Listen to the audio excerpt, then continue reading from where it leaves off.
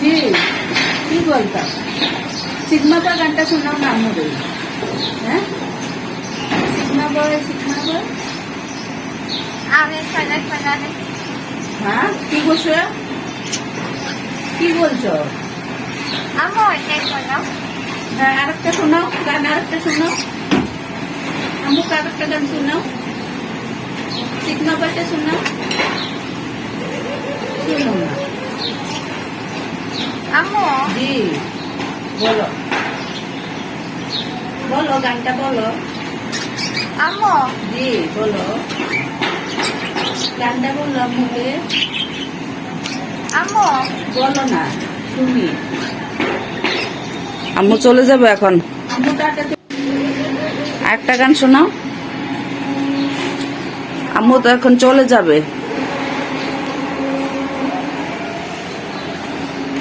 আম্মু এখন চলে যাবে।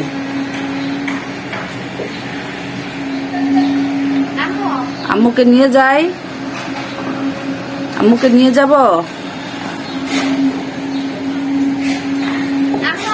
আম্মুকে নিয়ে যাই,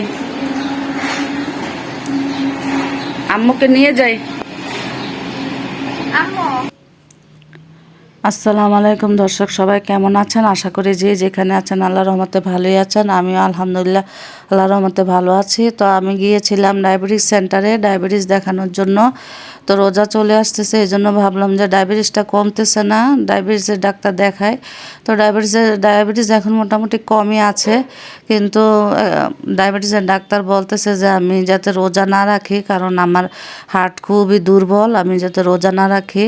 তো এই জন্য আমার মনটা একটু খারাপ, কারণ আমি আজকে এত বছর ধরে রোজা রাখতেছি, আর এতগুলো রোজা আমি যদি না রাখি আমার খুব খারাপ লাগতেছে। মানে রোজা রাখবো না, রাখতে পারবো না, এটা চিন্তা করে আমি আরও অসুস্থ হয়ে যাচ্ছি, আমার খুব খারাপ লাগতেছে। তো ডাক্তার বলতেছে যে আপনার তো হার্ট অনেক দুর্বল, আপনি তো সুস্থ না, আপনি তো অসুস্থ মানুষ, রোজা তো সুস্থ মানুষের জন্য, তা আপনি অসুস্থ মানুষ, আপনি কিভাবে রোজা রাখবেন? তারপরও আমি চেষ্টা করব যতক্ষণ যদি রাখতে পারি, আর আপনারাও আমাকে দোয়া করবেন আমি যাতে রোজাগুলো রাখতে পারি। হয়তো রোজার মাসে আপনাদের কাছে জন্য বড় কোনো ভিডিও দিতে পারবো না, চেষ্টা করব ছোট ছোট ভিডিও দেওয়ার জন্য। আর আপনারা আমার জন্য সবাই বেশি বেশি দোয়া করবেন যাতে আমি রোজার মাসে রোজাগুলো রাখতে পারি এবং 5 ওয়াক্ত নামাজ আদায় করতে পারি, আল্লাহকে ডাকতে পারি, আর সবাই জন্য দোয়া করতে পারি। সবাই আমার জন্য দোয়া করবেন। আমি এখন খুবই অসুস্থ, মানে কথা বলতে আমার অনেক কষ্ট হয়।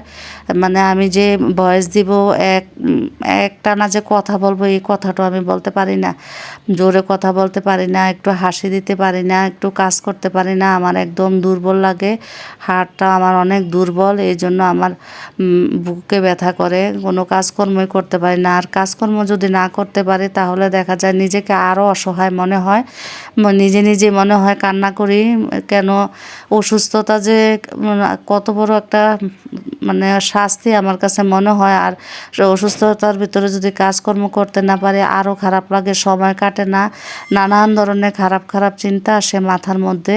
তো এই জন্য সবাই দোয়া করবেন আমি যেন এই রমজান মাসটা যেন আল্লাহকে ডাকতে পারি, আল্লাহর কাছে মাপ চাইতে পারি। আজকের মতো এখানে রাখছি, আল্লাহ হাফেজ।